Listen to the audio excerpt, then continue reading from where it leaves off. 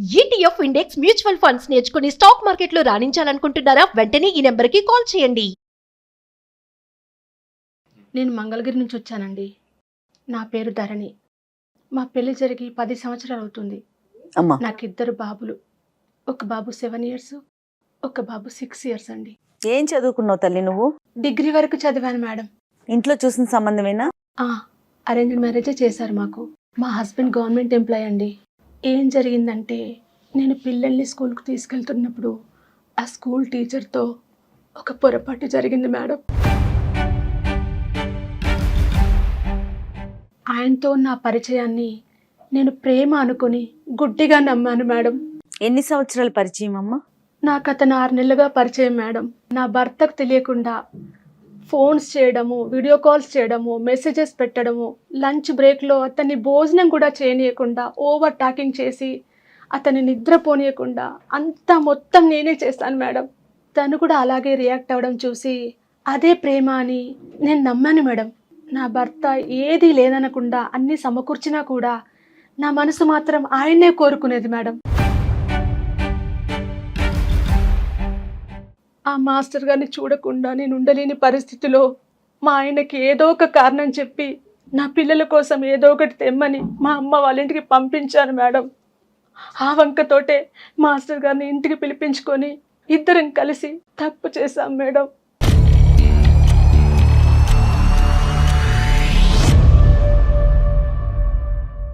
అతనితో నా ప్రేమ బలపడిపోయాక అతని అండ చూసుకొని నా భర్తను లెక్క చేయకుండా నా భర్త చూస్తుండగానే విచ్చలవిడిగా ప్రవర్తించాం మేడం. చాలా బాధ పెట్టాను.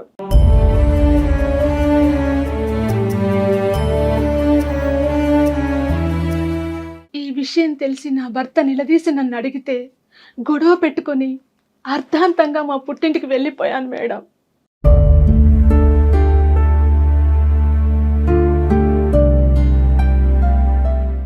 నన్ను మోసం చేసి నా దగ్గర 4 లక్షల రూపాయలు తీసుకొని నా నంబర్ బ్లాక్ లిస్ట్లో పెట్టాడు మేడం. పైగా ఉద్యోగానికి ట్రాన్స్ఫర్ వేయించుకొని 100 కిలోమీటర్ల దూరంలోకి వెళ్ళిపోయాడు మేడం. ఫోన్ చేస్తే స్విచ్ ఆఫ్. మోసపోయాను మేడం.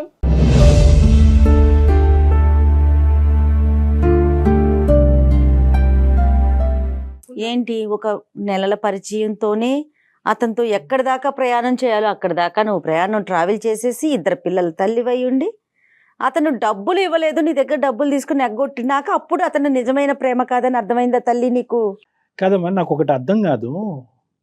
అసలు పెళ్ళయిన తర్వాత ప్రేమ ఏంటి, మళ్ళీ ఆ తొక్కలోడు ప్రేమలో నిజం ప్రేమ అబద్ధ ప్రేమ ఏంటమ్మా? ఎంతమంది పెళ్ళమ్మా నీకు? 2 అండి. కళ్యాణ్ గారు అసలు అంటే నేను ఇప్పటివరకు అసలు ఏం వింటున్నానో నాకైతే అర్థం కాలేదు కళ్యాణ్ గారు.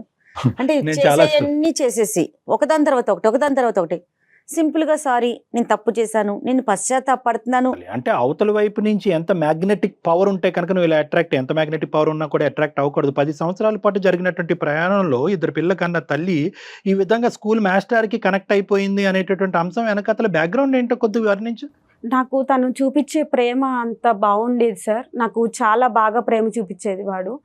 మా భర్త దగ్గర అలాంటి ప్రేమ నేను ఎప్పుడు చూడలేదు. ఎప్పుడు నేను ఇంటిలో యజమానిని, నేను ఇంత సంపాదిస్తున్నాను, నేను ఒక గవర్నమెంట్ ఎంప్లాయీని, నేను నా హోదా ఉంది అని ఒక పంజరంలో చిలకని పెట్టేసి ఎట్లా చూసుకుంటారు అన్న ఇదిలో చూసుకునేవాడు. నాకు కావాల్సినన్ని తెచ్చేవాళ్ళు, సర్ప్రైజ్లు చేసేవాళ్ళు, బర్త్డే ఫంక్షన్స్ అప్పుడు మినిమం అన్నీ ఏదైనా సరే నాకు కావాల్సినన్ని నేను అడగకుండానే తెచ్చిచ్చేవాళ్ళు.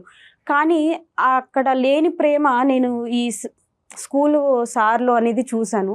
అతని ప్రేమకి నేను కనెక్ట్ అయిపోయి అలా ఎక్కువ ప్రేమ చూపించడం వల్ల బెస్ట్ ఏంటంటే మీలాంటి వాళ్ళు మీ మొగుళ్ళని VRSలు తీసుకోమని చెప్పాలన్నమాట. VRSలు తీసేసుకుని నా పక్కన ఇలా అతుక్కున్నట్టు కూర్చోరా బాబు, నా చేయి పట్టుకునే ఉండు అని అది కోరుంటే కనుక చేసి ఉండేవాడేమో.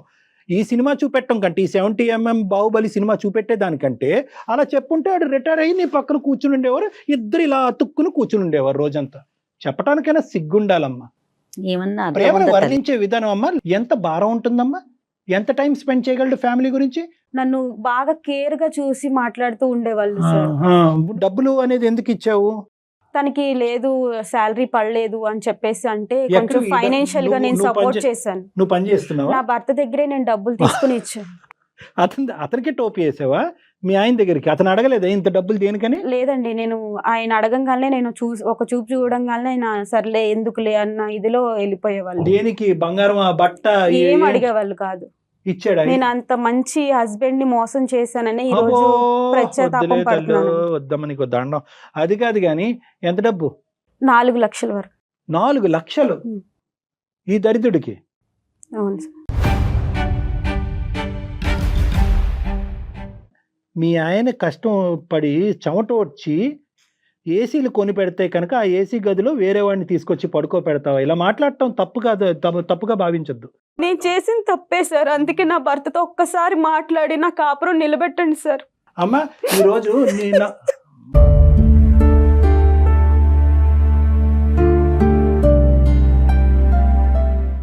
తప్పు ఒప్పుకోవడానికి వచ్చాను సార్, దయచేసి నా కాపురం నిలబెట్టండి సార్. మేడం అమ్మా అవన్నీ చేద్దాంలే, కాపురం నిలబెట్టక మేమేం చేయగలం కానీ పిల్లలు ఎక్కడున్నారమ్మా? అవి చాలా తప్పుగా అడుగుతున్నా, ఏమనుకోవద్దు.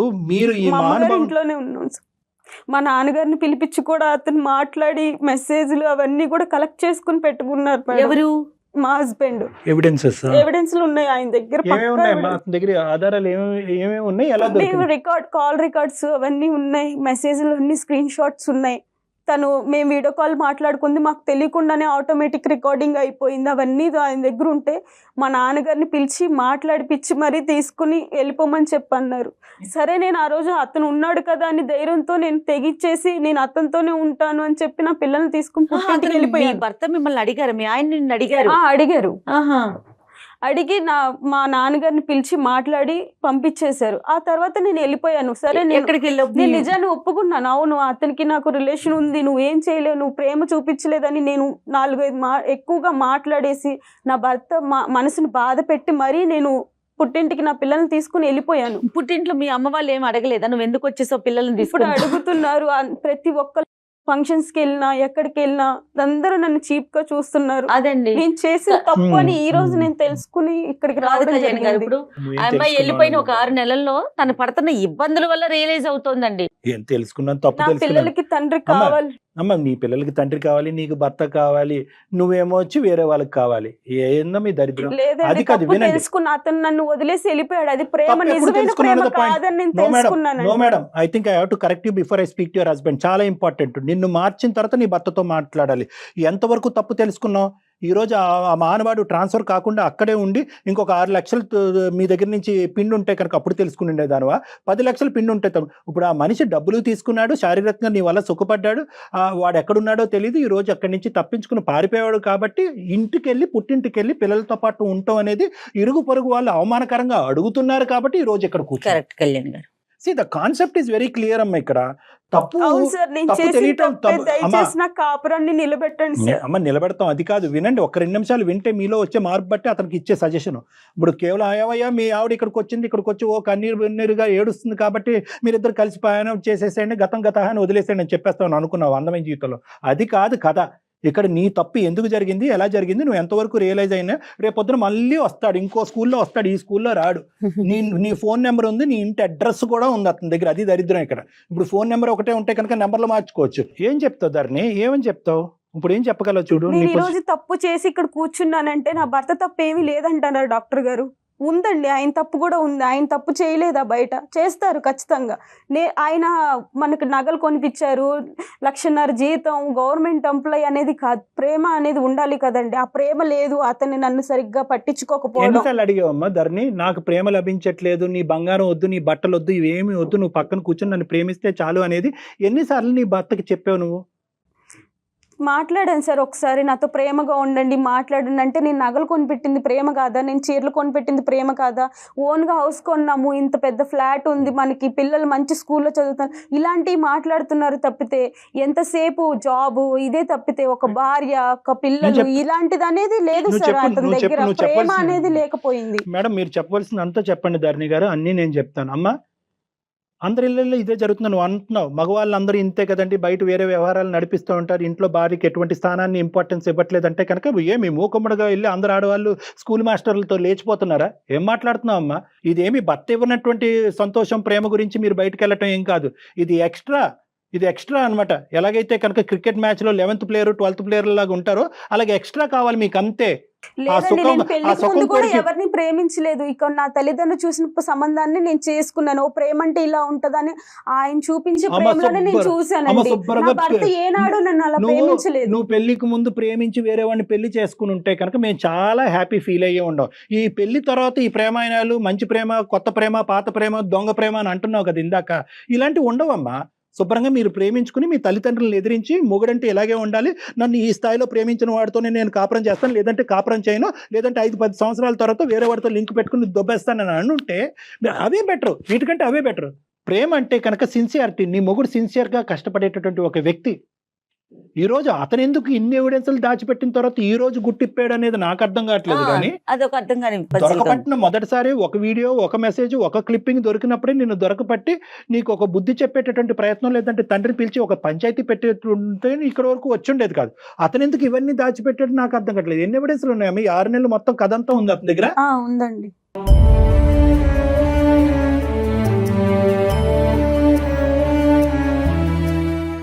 మొత్తం మీరు చేసిన ప్రయాణం అంతా ఉంది.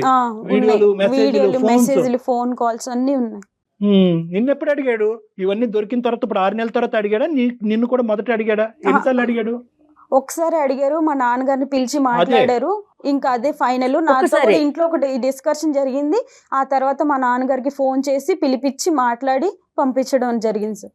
ఇక్కడ మా హస్బెండ్ గారికి ఎప్పటి నుంచి కొంచెం ఎక్కడ తప్పు దొరికితే మనము ఎప్పుడు బ్లేమ్ చేద్దామా అనే కాన్సెప్ట్ లో ఉంటారు. ఎట్లా విడిగా మిమ్మల్ని ఇంట్లో కూడా అంతేనా? ఇంట్లో కూడా అంతే మేడం.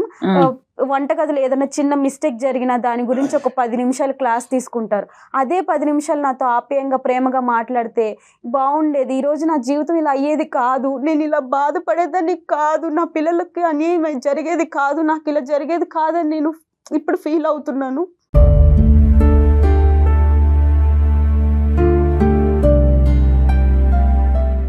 అక్కడ ఏంటంటే నాకన్నా మా ఆవిడ అందంగా ఉంటుంది, ఎక్కడైనా తప్పు చేయకపోదా అని ఇన్ని సంవత్సరాలు ఇన్నాళ్ళు ఎదురు చూసి ఇవన్నీ కలెక్ట్ చేసుకున్న ఫాదర్ని పిలిపించి మాట్లాడి ఇలా చేశారు.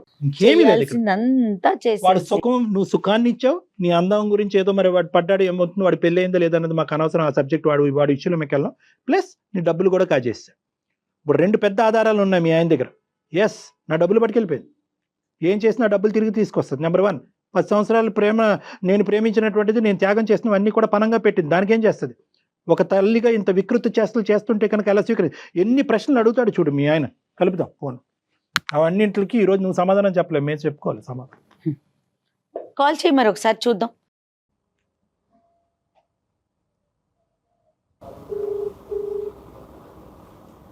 స్పీకర్ స్పీకర్ పెట్టమ్మా. చెప్పమ్మా, నువ్వు ఇట్లా కొంచెం మాట్లాడి. హలో హలో హలో, నేను ధర్నీని మాట్లాడుతున్నానండి. చెప్పే ఏంటో. ఒకసారి నేను ఇక్కడ అందమైన జీవితం ప్రోగ్రామ్కి వచ్చాను, సుమన్ టీవీ. నమస్తే అండి. ఫోన్ అక్కడ పెట్టమ్మా. నమస్తే అండి, నేను జయానండి, సుమన్ టీవీ అందమైన జీవితం ప్రోగ్రామ్ నుంచి. నాతో పాటు డాక్టర్ కళ్యాణ్ చక్రవర్తి గారు కూడా ఉన్నారు. నమస్కారం అండి. పేరేంటమ్మా?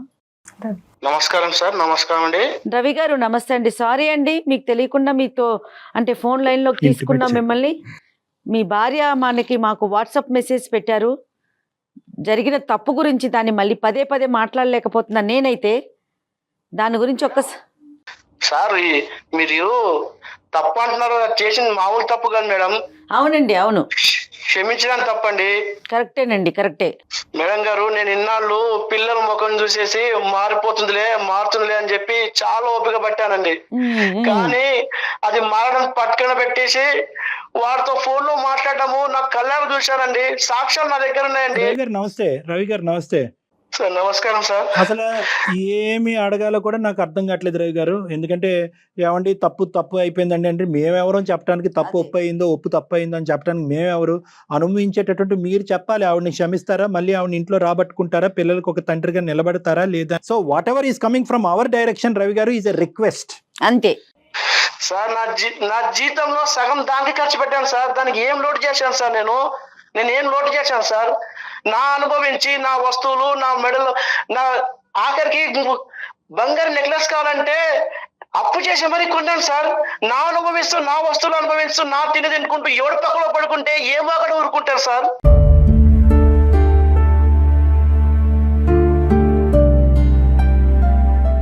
మీరు ఆలోచించండి సార్ ఒక్కసారి. సార్ నేను తట్టుకునే నా అంత శక్తి లేదు సార్. మీరు ఇప్పుడు నువ్వు కన్నీళ్ళతో కాలు కడుతున్నారు, బాగానే ఉంది. రేపు నా దగ్గర నేను తెచ్చుకున్న దాన్ని బాగా ఉంటుందని గ్యారెంటీ ఏమో సార్? మీరు గ్యారెంటీ ఇస్తారా చెప్పండి? ఎవరు ఇవ్వలేరు నన్ను. అది మేము గ్యారెంటీలు ఇచ్చే సంస్థ కాదు మాది, మేము గ్యారెంటీలు ఇవ్వం. మరి ఎలా సార్? నేను ఆల్రెడీ సార్ చచ్చినాను సార్, మళ్ళీ నన్ను మొత్తం చంపేస్తారా? మా కుటుంబము, మా ఫ్యామిలీ, మా ఫ్రెండ్స్, మా చుట్టాలు, నాకు మంచి పేరు సార్ సొసైటీలో. సార్ నన్ను మా వాళ్ళు. ఏమండి ప్లీజ్ అండి, మీ కాళ్ళు పట్టుకుంటానండి. మన పిల్లలకి మనకి మంచి జీవితం ఉందని నేను ఇప్పుడు అర్థం చేసుకున్నానండి. అందుకే నేను ఇక్కడ మాట్లాడడం జరుగుతుంది. ప్లీజ్ అండి క్షమించండి, ఒక్కసారికి నన్ను క్షమించండి. జీవితంలో మళ్ళీ తప్పు చేయను ప్లీజ్ అండి.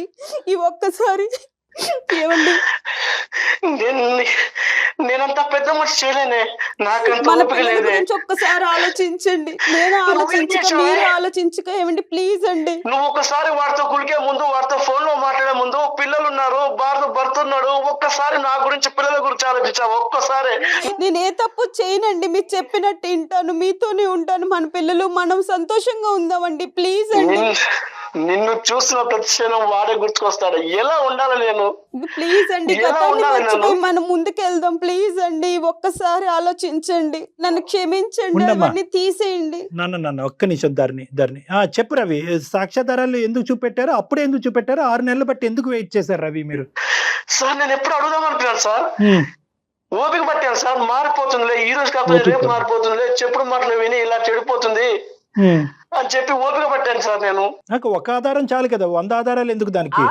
6 నెలల దాకా వెయిట్ చేయాల్సిన అవసరం ఏముందండి? ఒక్క ఆధారం ఉంటే చాలు కదా నిలదీయటానికి. మీరు ఎందుకు ఈ ఎవిడెన్స్ కలెక్షన్ లో ఎందుకు బిజీ అయ్యారు మీరు? సార్ ఈ ఆడవాళ్ళ గురించి మీకు తెలియదు సార్, గతంలో మా అన్నయ్యకి ఇలాగే జరిగింది సార్. అందుకే ఈ సాక్ష్యాధారాలు అన్ని సేకరించి వాళ్ళ నాన్నకు చూపించాను. ఆ పెద్ద మనిషి ఏమంటున్నాడు, బాబు నీ ఇష్టం అని చెప్తున్నాడు సార్. ఇంకా నేను ఏం చేయాలి? నేను ఇప్పుడు నాకు ఒకటే మార్గం సార్, నాకు ఇంకో వేరే పెళ్లి మార్గం తప్ప ఇంకేది సార్. మీరు ఇప్పుడు మమ్మల్ని కలిసిపోమంటున్నారు, వాళ్ళని చూసిన ప్రతిసారి నాకు వాడే గుర్తుకొస్తారు సార్. ఎలా కాపురం చేయాలి సార్ నేను? ఆ పెళ్లి అనే ఆలోచన తీసేయండి. నేను మీతో మంచిగా ఉంటాను, ఇక మీదట మనం అందరం కలిసి ఉందాం. నన్ను ఒక్కసారి క్షమించండి, నా తప్పు అయిపోయింది, నేను తప్పు తెలుసుకున్నానండి. నేను కళ్ళు నెత్తికెక్కి మిమ్మల్ని వదిలేసి వెళ్ళానండి, నన్ను క్షమించండి.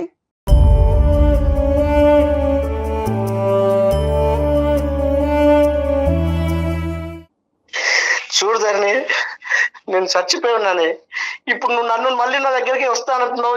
నిన్ను ఏ ముఖం పెట్టుకొని నిన్ను చూసిన ప్రదేశం అదే గుర్తుకొస్తుంది. నన్ను ఎలా ఉండమంటావు? లేదండి, గతాన్నంతా మర్చిపోయి మనం మన పిల్లలతో కలిసి ఉందాం అని అంటున్నాను కదండి, అర్థం చేసుకోండి. ధరణి ఒక్క నిమిషం ఉండమ్మా. నువ్వు ఎంత మర్చిపోవాలో అతను చెప్పక్కర్లేదు ఇప్పుడు, ఎందుకంటే అతను ఎంత మర్చిపోతారు, అతనికి చూడకూడదంతా చూశాడు. రవి నేను ఒకే ఒక పాయింట్ చెప్తాను రవి, నేను ఇందాక చెప్పినట్టుగా మేము ఇక్కడ ఏ గ్యారంటీలు ఇవ్వలేం, ఓకే? కానీ ఒక వ్యక్తి ఇక్కడ వచ్చి కూర్చున్నప్పుడు, అంటే ఈ ఎరీనా వరకు వచ్చి ఈ ప్లాట్ఫామ్ మీద కూర్చుని తన తప్పులు ఒప్పుకుని తను చేసినటువంటి పాపం పని ఏంటి అనేది పూర్తి స్థాయిలో రియలైజ్ అయ్యి, నేను ఒక 2 పిల్లలకి తల్లిని అనేటటువంటి అంశాన్ని కూడా మర్చిపోయి అమ్మాయి ఇంతకుముందు విచ్చలవిడిగా ప్రవర్తించింది, అదంతా రియలైజ్ అయ్యి ఇక్కడ కూర్చుంది. ఆవిడకి తగలవలసినటువంటి పనిష్మెంటు, తగలవలసినటువంటి దెబ్బ 2 దిక్కుల నుంచి తగ్గింది. సమాజం నుంచి, పిల్లల నుంచి, భర్త నుంచి, వాడు ఎవడైతే ఉన్నాడో ఇలా ఉంటారు మగాళ్ళు అనేటటువంటిది చూపెట్టేటటువంటి దాని దగ్గర నుంచి మొత్తం అన్ని దిక్కుల నుంచి ఆ అమ్మాయికి ఈరోజు పనిష్మెంట్ రావటం వల్ల ఈరోజు రియలైజ్ అయ్యింది అనేటటువంటి నమ్మకం. యాజ్ ఏ సైకియాట్రిస్ట్, ఒక 25 years ఎక్స్పీరియన్స్ ఉన్న ఒక మానసిక వైద్య నిపుణుడిగా నాకు ఒక అర్థం అవుతుంది ఆ అమ్మాయిని ఇక్కడ కూర్చున్న తర్వాత. సో నిన్నేంటంటే నేను బ్లైండ్గా నమ్మేసి ముందుకు వచ్చేసి అని నేను చెప్పను, ఒకటే అడగగలను, రిక్వెస్ట్. నాకు ఆ అమ్మాయి మారింది అనేటువంటి నమ్మకం నాకు వచ్చింది కాబట్టి ఒక్క అవకాశం ఇవ్వండి. ఎలా ఇవ్వమంటారు డాక్టర్ గారు అని మీరు అడుగుతారు కదా. ఒకే ఒక పాయింట్, 10 years పాటు మీరు జరిగినటువంటి ప్రయాణం వర్సెస్ 6 months పాటు ఈ అమ్మాయి చేసినటువంటి తప్పు, ఈ 2 విశ్లేషించుకోండి. డబ్బులు, సుఖాలు, సంతోషాలు లభిస్తున్నాయి కానీ ఆ అమ్మాయి తన మానసికంగా లోపల డిఫైన్ చేసుకున్నటువంటి ప్రేమకి నిర్వచనం మీ దగ్గర నుంచి అది దొరకలేదు. దాని గురించి మనం తర్వాత కూడా మాట్లాడుకోవాలి ఒకసారి. ఏంటి అంటే కనుక భర్త అనేటువంటి బహుశా సినిమాలు చూస్తుందా, సీరియల్స్ చూస్తుందా, ఎదురింటి పక్కింటోళ్ళు కాపురాలు చూస్తుందా నాకైతే తెలియదు, కానీ తన మనసులో మాత్రం భర్త అంటే కనుక ఇలా రావాలి, ఇలా మాట్లాడాలి, ఇలా ఉంచాలి.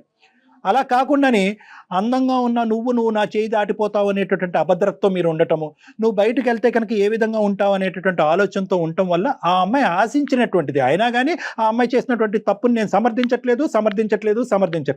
కానీ అటువంటిది లభించకపోవటం అనేది ఒక ఎత్తు అయితే కనుక ఈ అమ్మాయి లోపాలని స్టూడెంట్ క్లాసుల కంటే ఈ అమ్మాయిని కౌన్సిలింగ్ చేసుకుంటూ ఈ అమ్మాయి దగ్గర నుంచి మొత్తం ఇన్పుట్ అంతా కూడా ఒక నీచుడు రాబట్టుకున్నాడు. అటువంటి నీచులు ఈ అమ్మాయికి ముందే పరిచయం అయి ఉంటే కనుక ఏమై ఉండదో మరి నాకు తెలియదు, కానీ వాడు రాబట్టుకుని ఈ అమ్మాయికి ఏదైతే కావాలి అని అనుకుంటుందో వాడు ఏంటంటే దాన్ని మసిపూసి మారేడుకాయ చేసి ఆ అమ్మాయికి ఇప్పించి దాంతోపాటు మీ డబ్బులు కూడా లాక్కునేటటువంటి స్థాయి వరకు చేసినటువంటి ఒక వ్యక్తి అక్కడి నుంచి ఎప్పుడైతే అతనికి కావాల్సినవన్నీ వచ్చినాయో అక్కడి నుంచి పారిపోయినట్టు. సో ఈ రెండు ఫోర్సెస్ వల్ల ఈ అమ్మాయి తప్పటడుగు వేసుకుంది. ఆ విధంగా చూడండి, 10 years వర్సెస్ 6 months కింద చూడండి మీరు. సార్ నేను ఇప్పుడు ఒకటే సార్, పోయిన డబ్బు గురించి కాదు నా బాధ, ఇప్పుడు నా పరువు పోయింది సార్.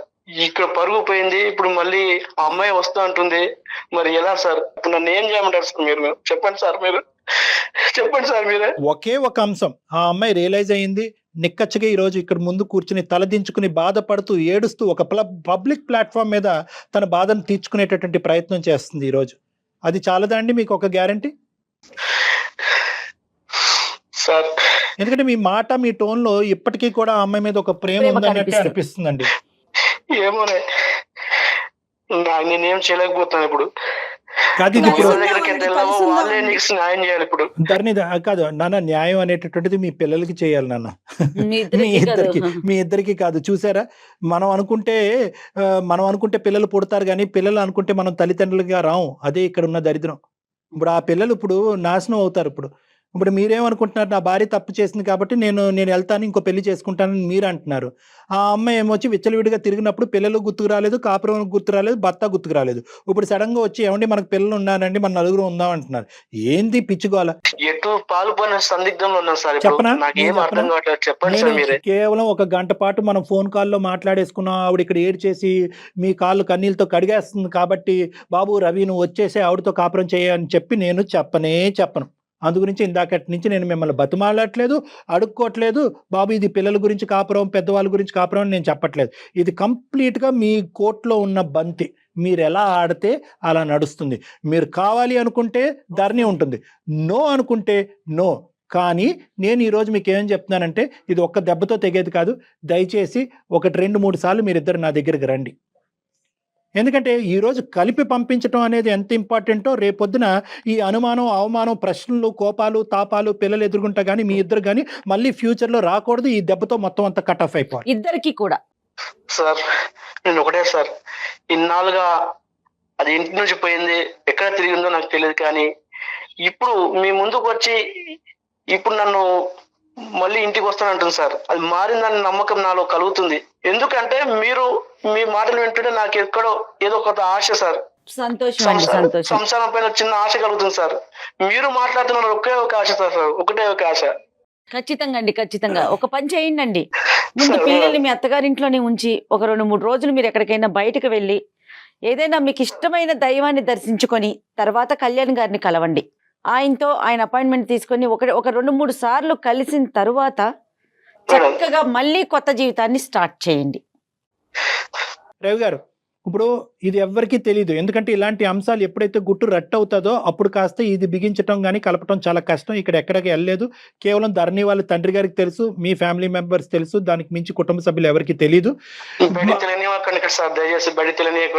ఎవరికి తెలియదు, ఎట్టి పరిస్థితుల్లో తెలియదండి. చెప్పండి మేడం. దానికి ఆ ఎష్యూరెన్స్ మేము ఇస్తామండి. ధరణి అంటే తను ఫిజికల్ గా ఇక్కడ ఉన్నా కూడా తను కనిపించకుండా తగిన జాగ్రత్తలు మేము తీసుకుంటాం. పేరు కూడా తను నేను ఒరిజినల్ గా మాట్లాడేస్తాను అన్నా కూడా మేము సుమన్ టీవీ తరపున వద్దమ్మా అట్లా రాకూడదు, అది నీకు మంచిది కాదని చెప్పి తన పేరును కూడా మార్చాము. తన ఫేస్ కూడా క్లియర్ గా కనిపించకుండా అన్ని జాగ్రత్తలు తీసుకున్నామండి. అసలు ఆ విషయానికి మీరు ఎటువంటి సందేహం పడొద్దండి. ఈ డిస్కషన్ కూడా ఏదైతే ఉందో ఏదున్నా మీరు ఆవిడని అడగవలసిన ప్రశ్నలు, ఆవిడ మిమ్మల్ని అడగవలసిన ప్రశ్నలు ఏదన్నా కూడా నా రూమ్ లోనే నడవనియండి ఒక 2-3 Yes. సార్లు. అప్పుడు ఏంటంటే అన్ని సమాధానాలకు ఒక మీడియేషన్ ఉంటుంది కాబట్టి గొడవలు కాస్త భావోద్రేకాలు కాస్త ఇంకో స్థాయికి వెళ్లకుండా నిలవరించేటటువంటి వాళ్ళు అవుతాం. మీ భార్యను Sir. ఎప్పుడైతే మీరు సపోర్ట్ చేసుకుంటారో వేరే వాళ్ళు మీ బ్రెయిన్ లో వేరే విషబీజం నాటకుండా నాటకుండా ఉంటారు. ఉంటారు. ఎందుకంటే రేపొద్దున నేను మారుస్తాను, ఆవిడని మారుస్తాను, మిమ్మల్ని ఇద్దరిని కలిపి పంపిస్తాను, ఏంటంటే నీ భార్య అలాగే ఉందా ఇంకోలా ఉందా అని ఎవరిని అడిగితే కనుక మళ్ళీ కథ మొదటికి వస్తుంది. కాబట్టి ఏంటంటే మీ కౌన్సిలింగ్ ఎంత ఇంపార్టెంటో వేరే వాళ్ళ నోర్లు మూయించడం కూడా అంతే ఇంపార్టెంట్. ఆ భాగం మీరు చూసుకోండి, మీ ఇద్దరు భాగం నేను చూసుకుంటాను. వేరే వాళ్ళంటే మీ పేరెంట్స్ ఏనండి, ఇంకెవరో ఉండరు. తను మనసు మార్చుకొని తను మారిందని ఒక్కటే సార్, ఆ ఒక్క మాట నాకు హ్యాపీగా, నాకు సంతోషం Super, వేస్తుంది సార్. super. ఆ నమ్మకం సార్. బా, సార్ మీ సమక్షంలో తను మారిందని ఒప్పుకుంటుంది సార్, తప్పు తెలుసుకుంటుంది సార్. నాకు అదే సార్, అదే ఒక్కటి నమ్మకం చాలు సార్ నాకు. సంతోషం అండి. ఇది అయిపోయాక ఒకసారి మేడం. మాట్లాడదామండి, డాక్టర్ గారిని కలుద్దురు గాని. దాని తర్వాత చక్కగా కొత్త జీవితాన్ని ప్రారంభించండి. ఖచ్చితంగా మేడం, ఖచ్చితంగా. థ్యాంక్ యూ సో మచ్ అండి, చాలా హ్యాపీగా అనిపిస్తోంది. థ్యాంక్ యూ సార్, ఎందుకంటే ఒక థ్యాంక్ యూ చిన్న మేడం, సలహాతో మార్పు వచ్చి మీరు యాక్సెప్ట్ చేశారు. Thank you madam, thank thank you you, madam. Thank you అండి. ఓకే రవి గారు, నమస్తే. థ్యాంక్ యూ అండి, నమస్తే. మీ Thank you, అమ్మాయికి sir. ఏమైనా చెప్తారండి? ఏం లేదు రవి గారు, మీరు ఫోన్ పెట్టేసేయండి. సార్ సార్ సరే సార్. థ్యాంక్ యూ అండి, మనం Thank మళ్ళీ you, sir. కలుద్దాం. Thank thank you, you. thank you. నేను ఫోన్ పెట్టేమని ఎందుకన్నా తెలుసా ధరణి, మిమ్మల్ని కలిపినంత మాత్రాన నీ తప్పుని నేను క్షమిస్తున్నట్టు కాదు. ఎందుకంటే క్షమిస్తే కనుక ఇదే పరిపాటి అయిపోతుంది, సమాజంలో ఇదే అలవాటు అయిపోతుంది. అందుగురించి అతను ఫోన్ కట్ చేయమని చెప్పి నేను నీతో మాట్లాడుతున్నాను.